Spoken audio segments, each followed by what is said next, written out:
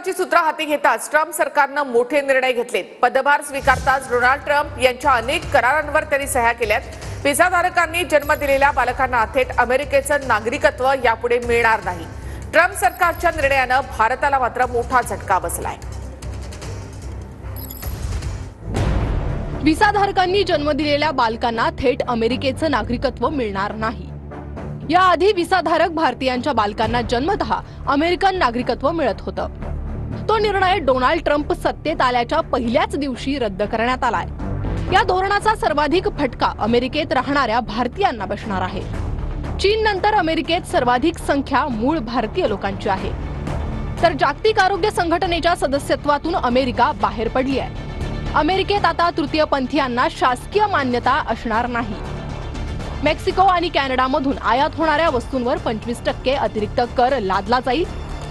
बेकायदेशीरपणे अमेरिकेत प्रवेश करणाऱ्यांपासून अमेरिकन लोकांना संरक्षण देणार असाही निर्णय घेण्यात आला आहे। आपल्यासोबत आंतरराष्ट्रीय विषयाचे अभ्यासक जयदेव डोळे सर आहेत। भारतीय नागरिक जे अमेरिकेत राहतात त्यांच्यावरती कसे परिणाम होतील आणि यानंतर भारतातून तुम्ही जसं म्हणालात की तिथं सुखी जीवन जगण्यासाठी जाण्याचा ज्यांचा प्रयत्न असतो त्यांना सुद्धा खीळ बसेल, पण मात्र नोकऱ्या असतील किंवा व्यवसाय असतील त्यासाठी सुद्धा अमेरिकेत असणाऱ्या भारतीय नागरिकांवर काय परिणाम?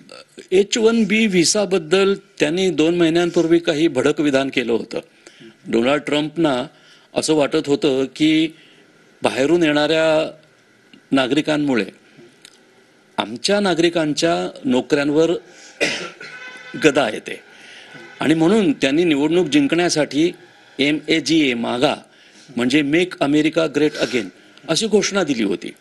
तर मेक अमेरिका ग्रेट अगेन म्हणजे काय, तर आत्मनिर्भर व्हायचं, दुसऱ्यांची मदत किंवा दुसऱ्यांचं कौशल्य घ्यायचं नाही आणि आपल्याच नागरिकांना रोजगार द्यायचा आणि त्यांचं जीवनमान वाढवायचं। डोनाल्ड ट्रम्प जर H-1B व्हिसांबद्दल काही अडथळे उत्पन्न करत असेल तर तोटा त्यांचाच होणार आहे।